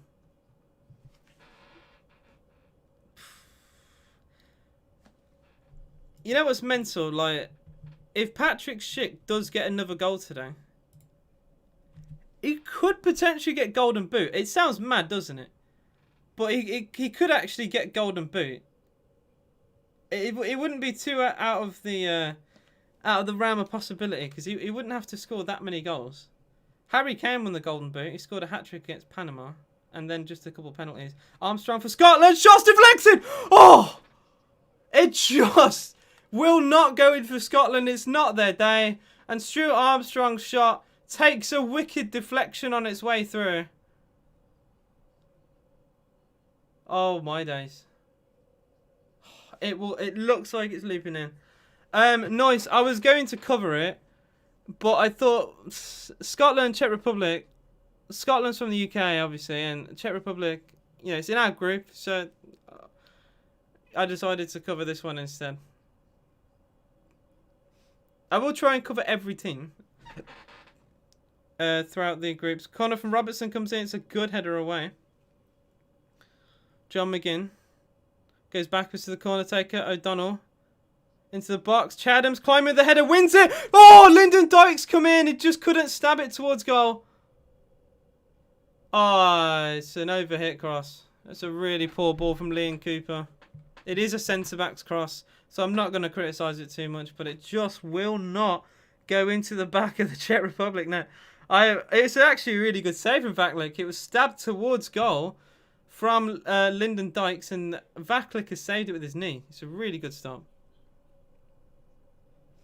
I know I will be watching it again. Look, just because I'm not live streaming it doesn't mean I'm not watching the game. I've watched every single game at the Euros. Even Austria versus North Macedonia, which, you know, it wasn't the most exciting of names for a game of football, but I did watch it, and it actually was good. Arnautovic is a complete psychopath. The man is weird. Oh, the referee. Stop play here. And is he gonna book Cooper? Oh, well, he just stopped play just to have a word at Cooper there. Austria and North Macedonia. It was actually a really good match. It really was. This is too corrupt. Oh man, I wouldn't say it's corrupt. It's just not fair for Scotland, really. Another long ball played towards Lyndon Dykes now. Chadams. John McGinn for Scotland. Back Dykes. Dykes leaves it for Robertson, but the pass wasn't great, and it will be a throw-in for Czech Republic. Spain versus Sweden prediction. Spain will win 3-0. I think it'll be fairly easy for Spain. I predicted Spain a few weeks ago as my Euro 2020 winners. That's all I'm gonna say. You reckon Sweden win 4-3? Mad. Obviously, look, be positive about your country, man. Yeah, I know Isaac plays for you, and if you were to score, it would be him. But I just don't think you'll win. But prove me wrong. I'm from Poland. You love Villa. Nice. I appreciate you being here, Lesio. What's up, mate? Have you enjoyed the Euros? Are you looking forward to watching Poland play? 12k people at Hampden Park here, and it's not been the best of games for Scotland. John McGinn on the ball. 63 minutes in. It is Scotland 0, Czech Republic 2. Czech Republic. Who would have thought this? Czech Republic are going top of the group. This is unbelievable. People thought Czech Republic would finish bottom, losing all 3 games, and here they are. John McGinn has done well to battle, and he's won a free kick. We see that at Villa so many times. And he's been fouled by Souček at West Ham. I've seen that as well. The exact same foul before. Robertson for Scotland beats his man on the byline. Robertson, his cross is poor, but he wins a corner. Best defender is Lindelof. He's yeah, he's something. He's something. This game gives you depression. What is it giving me? It's giving me just disbelief. Robertson's corner comes in. And it's a looping one, and Dykes a challenge! Oh, it nearly heads it through the keeper. I thought the keeper may have dropped it there. Vaklik. Oh. He didn't get a clean hold onto the ball there. And I really thought Dykes may have just put the keeper off a little bit. Yeah, it hits Dykes in the head. The keeper doesn't even grab the ball. It's actually hit Dykes in the head there. If he flicks that towards goal, well, you never know. Good ball out wide from Chadams towards O'Donnell. It's been all Scotland all game. I apologise, Shal, but I'm passionate. John McGinn flicks on. Dykes! What a save! What a save by Vaklik with his right boot. One of the best saves of the tournament. Dykes is free. Vaklik has made such an unbelievable save there. Probably man of the match so far. Alright, well, actually, you can't really take it away from Schick. But if you're going to give it to another player, you would say Vaklik, because this man has been unstoppable so far. What a save.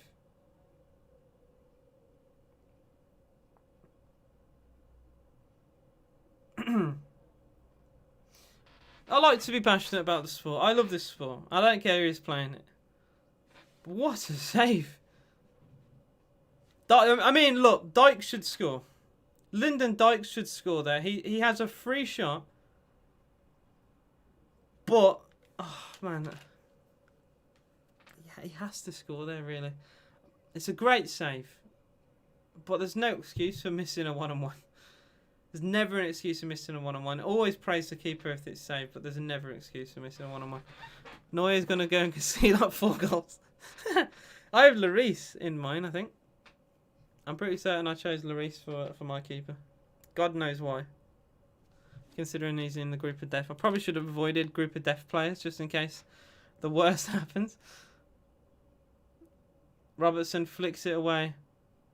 We've got 23 minutes to go here. Chadham's off his chest. Tries to flick it. But again, it's a bit of poor... it's a poor touch, really. Hendry has come off for McGregor. And Ryan Fraser's on for Armstrong. So there's definitely some intent. I think maybe a 3... a potential 3 up front here for Scotland. Because Armstrong was playing central midfield. I doubt Ryan Fraser's going to play in centre midfield. Never watch footy again or support your biggest rival. Oh, God. I'd rather never. I couldn't support Birmingham City. I would have to not watch football and. That would not be fun. I love this sport far too much. I wish England was placed in the group of death for Hungary, so at least one of the teams. Yeah. Well, okay, nice. Would you class England as like a favourite? Because like, I don't really speak to many people who aren't from England about this. So I'd like to hear some insight from outside of England. I don't view us as a favourite at all, but I've seen people talk about us as one.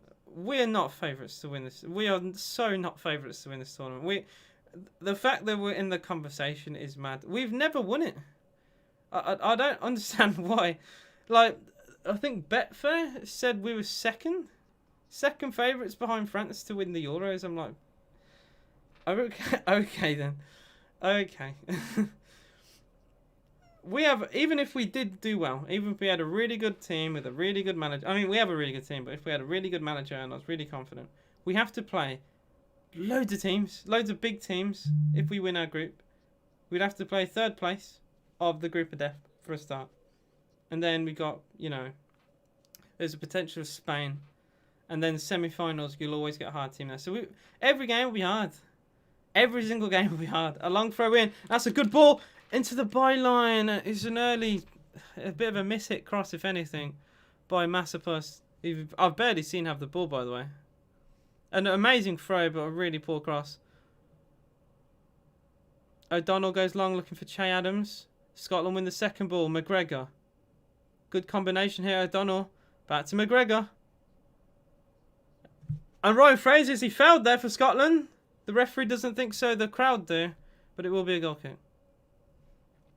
Football Girl said I said 2-0 Scotland, it's 2-0 Czech Republic.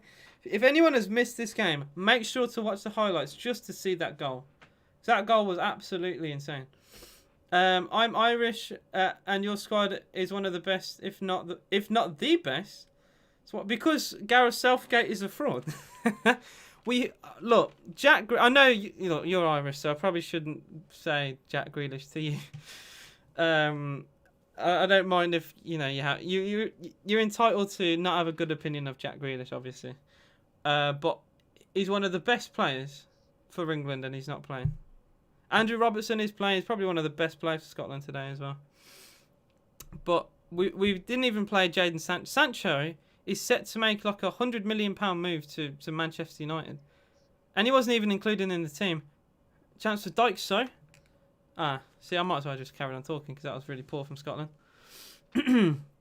So yeah, I don't consider us favourites because it's the hope that kills you. If we were to do well, we'll go out in the quarterfinals, and that's if we were to do well. Cross comes in from the right, and it's a good header away, and then smashed away. God, I wish Ireland were in the Euros. 2016 Euro one was one of the favourite footballing memories, and Liverpool fan. Yeah, I know quite a few. There's a lot of Irish supporters who are Liverpool fans. You've got Anfield Agenda. I know some, like myself. There's a guy in my Discord. He's from Ireland. He supports Liverpool. I think it's a very common thing. I don't want to really remember the Euro 2016 Euros because England were awful and got knocked out by Iceland. And meanwhile, Wales and Ireland were doing bits. You probably moulded when... Oh, I did mould. I saw it coming, but I did mould. Jakub Jantko will come off for Adam Halozek. He's done well, actually. And also Massapus will also come off for Czech Republic. But Jantko's been okay. His crossing has been decent. Not one of the better performing Czech Republic players, but he's been okay, is what I will say. It's probably 90% Liverpool, Man United fans. Yeah. Does anyone support any of the local, the Irish teams? You got, they're not bad teams in Ireland. Obviously, they're not Premier League level, but you've got some fairly decent grounds. Even in Wales, you got the New Saints, who have like I think a 20,000 seater stadium. It's not awful. You support Cork. I'm trying to think of Irish teams. Is Bohemians one? I really can't remember. But I remember Villa bought a player. Hang on, Irish Premier League. Derry, yeah, Bohemians, Shamrock. Oh, Shamrock Rovers. That's probably the most famous one. Sligo Rovers, St Patrick's Athletic, Dundalk. Yeah, Shamrock Rovers are probably the most famous one. Who did we bought? We bought who was it? It was years ago now. He plays for Sheffield United. The fullback. Who I can't remember his name. Because he wasn't great for Villa, so I tried to not remember his name. I can't remember. Hang on. It's gonna kill me. Irish. I think he's a right back.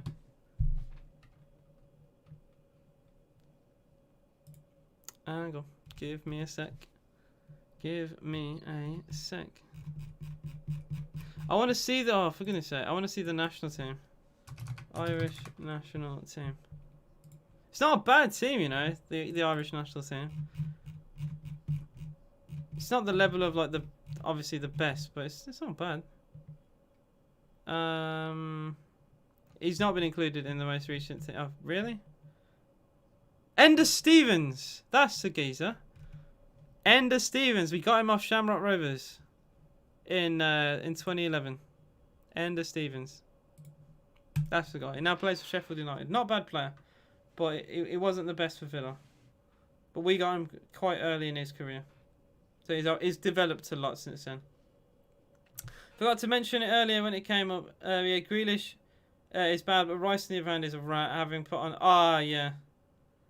Yeah, I was gonna say, look, I know players like Grealish is not the best to bring up. I've seen you probably know as well.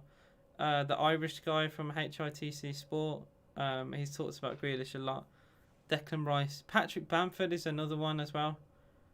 He could potentially play for Ireland, but he's rejected calls up from Ireland before. I think he's waiting out for an England call. Whereas Bamford, you know what? Screw England for Bamford. Why doesn't he play for Ireland? Bamford scored stupid amount of goals for Leeds this year and wasn't called up. Bun off England, right? Play for Ireland because at least he'd be appreciated over there. He'd play every game. So I don't get why. Obviously, some people want to play for England, but man, some England treat players awful. Cross comes in for Czech Republic from Suchek. It's a good hand from David Marshall. Good goalkeeping. Doesn't spill the ball. I don't get Irish people that are mad over Grealish. They wouldn't do well in international anyway. Yeah, but it's the fact that he played for the under-20s. That's why they're upset, and I get why they're upset. Jack Grealish played for the academy, like Irish team, and then decided to play for England. So I get it. Grealish has, his Irish grandparents. He's not Irish really, because he lives in England. He's Birmingham based, and he's lived in England all his life. But he has played for Ireland. That's why they're saying it. He's a bit of a rat, and I can't really disagree, because I'd be the exact same. And Declan Rice is even worse. Because Declan Rice, I think, has said before that he wanted to play for the Irish national team and then decided to play for England. So he's actually even worse than Jack Grealish. So somehow, but I hope Ireland do well. I hope Ireland get other players who want to play for the country. And I hope they perform well. I'm not going to sit here and say I want Ireland to do poorly. I want all the teams in and around the UK to do well. Make this Ireland actually look good. Free kick, which O'Donnell will take. It's a flick on header. Chance for Scotland. McTominay gets the shot away, but puts it over. Oh dear, Scott. Not sure why Grealish gets more hate than Rice. I think it's because I keep taking my headset on and off again. I think it's personally because Grealish, is a flair player and is a. He can. I don't want to take anything away from Declan Rice. I think he's an amazing footballer. But Grealish will score you goals. And assist goals. Declan Rice will stop you conceding.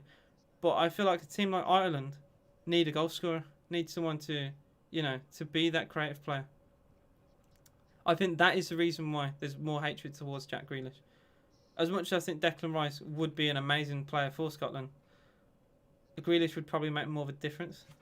That is why, I think. But look, I'm not going to sit here and be like, I don't blame you guys for hating him, because I'd be the exact same. If it was literally reversed and say Ireland had a much better national team, and you know, someone like Grealish decided to play for them after doing, you know, games for the England under-20s, I would be upset, because it would feel like stabbing her back. So I do get it. I think at the time Grealish felt he probably wasn't going to play for England, because at the time when he did that, he was at, you know, he's still at Villa. Villa were in the Championship for a few years, so he really probably felt, you know, he probably wasn't going to play for England, but here we are. So yeah, I think if he'd probably go back in time, I don't think he would have chose to play for the Ireland under-20s, so he didn't upset anyone from Ireland. But, you know, hindsight is a good thing, I suppose. Another sub preparing to come on for Scotland. We've only got 12 minutes to go here. It is Scotland 0, Czech Republic 2. Barely anything's happened since I've been talking. If I talk more to my chat than the game, you know the game isn't the most entertaining of games. I've said it before, and it's always the same. James Forrest of Celtic will come on, and Lyndon Dykes will come off too. For Kevin Nisbet.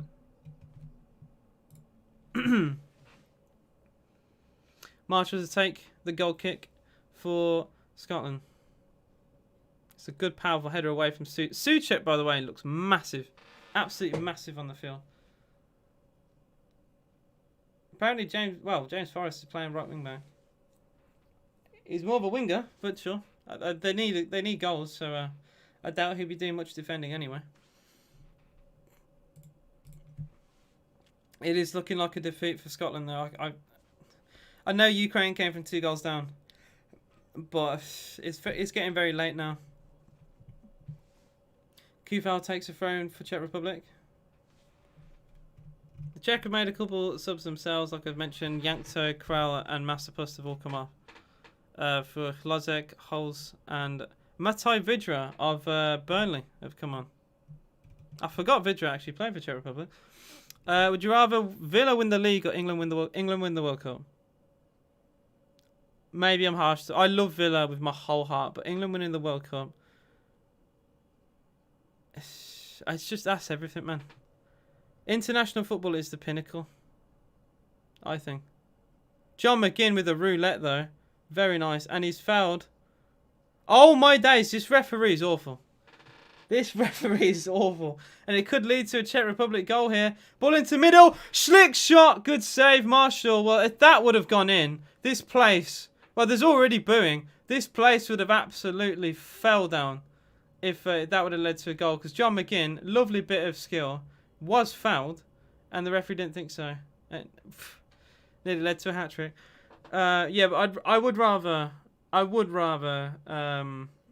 England win the World Cup. I'll put it back to you as well. If would you rather Liverpool win the league or Champions League again, or Ireland to win the? I think it's obvious or easy for you guys because you've won the league and the Champions League in the last few years. So you know, any Irish Liverpool fan, I think it's obvious they would turn around and say they want Ireland to actually do something international level. Villa are a little bit more starved of trophies recently, but I can't say I don't want us to win the World Cup. I would give 5 years of my life. It meant Ireland even winning the Euros. It's just something that you can say to anyone. You know, if say Villa win the league, right? People will only really care about that in England, realistically. You know, you go to another part. You know, go to, you know, Slovenia in Europe. Say Villa won the league, they'll be like, oh well. Go anywhere in the world and say England won won a major competition, World Cup, Euros, whatever. That's massive. That is massive. That is amazing. That is something that no one can ever forget.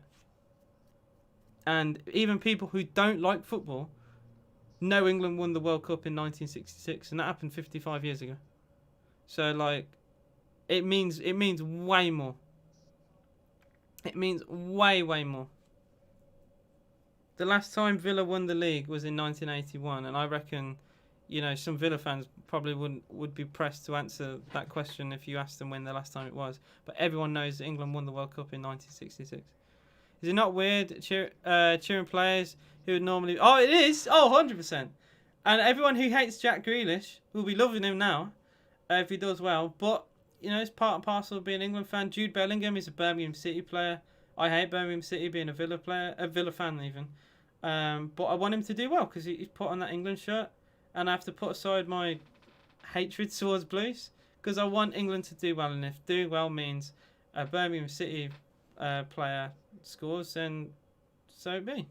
He's playing for England. He's not playing for Blues. He's put on that England shirt. It means something different. Same like with Harry Kane scores. I'm sure Arsenal fans would celebrate it, even though he's a Tottenham player.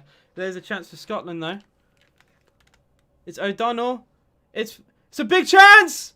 Oh, it's a good block. He drifted his way through. It's a substitute. I thought it was O'Donnell. It was actually the substitute, James Forrest, the right wing back. Drifted inside. He came on for O'Donnell. That was it. I was going to say. He came on for O'Donnell, and he's done more than O'Donnell has done all game. Drifted past two players before shooting, and it took a deflection. It's a great block. Corner comes in. It's an in-swinger towards the far post. It's a good hold from Vaklik. A great bit of dribbling. I just wish the finish was better, really. He either should have passed it, or it could have gone. It was only one more defender to beat, so you think he could have just dribbled past one more. Do you think that playing... Oh, no. What do you think that impacts the players playing against rivals every week? Some players, ironically... I know that, you know, some players who play for Villa, say they'll play West Brom or Blues. You know, that... At the end of the day, they don't support either of the teams, so it doesn't really mean much. If you've got like Marcus Rashford, he's from Manchester. If he plays against Man City, it'll obviously mean more to him because he grew up in the area. So it really just depends what the players feel about the club. It is just a job for a lot of the players, and I don't blame them for thinking that. There's a chance though for Scotland. It's another block. They keep rushing the shots here, Scotland. John McGinn, 35 yards out. Nice bit of dribbling, but he gets around one player, but it's usually... It's just like I'd see with McGinn all the time, actually. He'll get around one player at Villa, and then in doing so, he takes a heavy touch, which another player will come in to get the ball back. I see that often at Villa. McGinn on the ball again. And that's a better ball. There's a chance for Scotland here. It's Andrew Robertson. Cross towards the far post.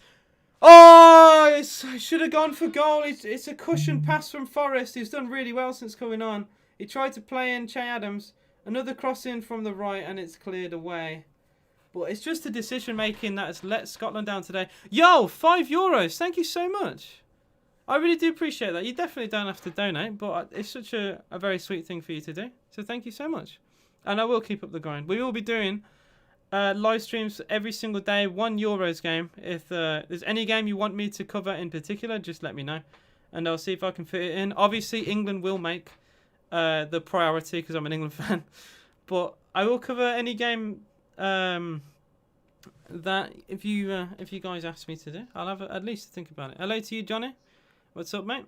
How you doing? Thanks for stopping by. If anyone, this is the first time I've said this, by the way, and I'm nearly 2 hours in. But if anyone hasn't already liked the video, you can do that to help support me, and subscribe if you are new. Your bets in the mud, Scotland don't. Yeah, Scotland have. Well, they've looked like scoring, but they just haven't been able to. I don't know. Like they've had some weird juju in this game because they've done everything but score today, and I don't even like. I wouldn't even know what to say as a manager because. They've conceded a long... I will be doing France-Germany tomorrow. 100%. So if you guys do want to obviously watch the game, if you want to see a bit of this face, I will be covering that and hopefully be a really good game. That is a guarantee. I've already got it on the channel. If you look on the homepage, you actually can see the videos already planned. So yeah, 100% France-Germany tomorrow. Looking forward to it. Schick will come off. He will not score a hat-trick, unfortunately for him. And he will be substituted for Michael Kremisic. He's done well today for Czech Republic for certain, and yeah, thoroughly deserves man of the match. I can't even think of another player to give it to other than Vaklik. It's a shame for Vaklik because he's actually done really well. If it wasn't for the fact that Schick has won the game pretty much on his own for Czech Republic, And it's not even me being harsh saying that. He literally shot from 50 yards and scored a header. And it was a good ball in from Kufel, but it was all him. He put all the power in it in himself because it was a chipped cross. So he has literally single-handedly won the game for Czech Republic, despite being the second best team. Less possession, less chances. But they've won. I think they've won the game. Unless something insane happens here, it will be a win for Czech Republic. Here's Robertson for Scotland, their best player today. That's a good ball looking for Chadams. It's only half cleared. It's McGregor. To John McGinn for Scotland, and he's just trod on the ball a little bit to lose it. And then he slips over. He gets it back though. Bit fortunate, because he stands up and the ball goes back to his foot again. Robertson. Can they get the ball into the middle here? Forrest cross towards the fast post. It's overhit again. And Nisbet has to keep it in play. He gets a throw in though. 2 minutes to go. It's still 2-0. Schick's goal was Cavani's goal. Oh wow, 1,000 times better. The goal of the tournament already. McGinn forgot the ball. McGinn's played well, to be fair, for Scotland today. He's been one of the better players. But they just haven't quite done enough to win this, potentially. Now it's a shame because on another day they win this 3-0 and nothing different with their performance. It's just a little bit of luck just going against them. Like a deflected shot just goes out. It's like a foot over the bar than rather go in. It is one of those things. Czech Republic do have the ball. That a third goal here would really hurt. Man, I'd feel sick. And they got the ball at the edge of the box here. On the byline, cross comes in towards, I think that was Vidra coming in. It's still not clear. Oh, wow. Oh my days. Kufel has put that in Rosed. Oh my word. Kufel had the ball there. That was a missile from Kufel. He's really skewed that well over. You can tell that's a fullback just by seeing it. How you doing, AVFC George? What's up? Had to come home early from work as he had he had COVID symptoms. I'm sorry to hear that. Just had your COVID test. This is cheering you up though. I appreciate that I've been able to at least entertain you some bit. And I hope you don't have COVID. And if you do, and I hope you rest well and don't work too hard. Sufel flicks it on, chance for a third goal. It's a great save from David Marshall. A third goal really would have rubbed salt in the wounds. And it definitely wouldn't have deserved to be a 3-0 game. It's a really good save from Marshall. It is a flick shot from the substitute Kamencik for Czech Republic. No worries, you're allowed to be late, George. It's okay. I appreciate you coming here at all. I really do. It's been a very good game so far. I will put the clip, by the way. If you guys wanted to get like just the YouTube clip of, well, my reaction to the Czech Republic goal, that is 100% going not only on YouTube, but it will go on TikTok as well. Because that was a mad moment. I'm definitely clipping that and putting it on the channel. So yeah, that will be up a little bit later today. Shay Studio says you're so bad. Oh man, I feel for you because I don't want to say that because you actually played quite well today. It is just football, unfortunately. Not every team that deserves to win actually does win. And you've just got done by a wonderful bullet header and a long range goal. It is that simple. You've played the better, you've been the better team. Finishing, it hasn't been that sharp. Chadham should have started from the beginning. He has changed this game for the better. It is just a little bit unfortunate, really. What's my TikTok? Oh, that's a very good question. Hang on. Give me 1 second. I think I've made this a command. I hope so, anyway. If my bot could work. That should be a command. I don't know why it's not working. But you can just look it up. There we go. There we go. Finally decided to wake up. Thank you very much, Nightbot. Nightbot being asleep there. So if you guys do want to support me on TikTok, you can. I did try and post little things here and there. Bottle will drill it down the line for Czech Republic. 2 minutes to go. 4 minutes of added time have been shown. It is 2-0 to the Czech Republic. It will carry them to top of Group D, which I don't think anyone expected would happen. But they've took their chances when they've had them. And it is, well, unless something incredible happens, I just can't. Well, even if they did score one back, Scotland, this just looks like a win all day. Scotland fans, look, oh, man, I wouldn't even know how to feel. I've had some painful times being at not only Villa but England, watching Villa get relegated, watching England lose in the semi-finals. This is tough, man. I know it's only a group game, but when you've done well, when you've battled hard, when you've had the chances to score and you've missed them, and then you've just seen a worldie, like, that's just heartbreak, man. Kufel tried to keep the ball in the corner, good defending from Andrew Robertson, and John McGinn trying to carry the ball forward. That's a good pass in midfield. I did play Warzone. I haven't played it for about a year. I do have it installed, but I don't play the game at all, really. Follow. Thanks, George. I appreciate that. I really do. If any of you guys haven't subbed to the channel, it would be very much appreciated. And any likes on the video as well would be nice. So, yeah. Kind of lost for words, really. England versus Scotland is going to be very interesting. We could technically knock out Scotland. If we do beat them. It's a good ball. And it's Fraser, edge of the box here. It's Robertson now on the left-hand side. 40 seconds to go. Robertson's crossing towards the back post. Header on goal! And it's just wide of the target. He's claiming a corner, Nisbet. And it won't be given. I think it just flashed past the post. I don't think any touch came in. But it's such a good cross from Robertson. All his crosses have been... It should be a corner! It is. It has been given. Good. I thought it wasn't going to give it. I was going to say, what on earth is that decision? Because he looked dejected, like it wasn't going to be given. I was like, what on earth? Good. A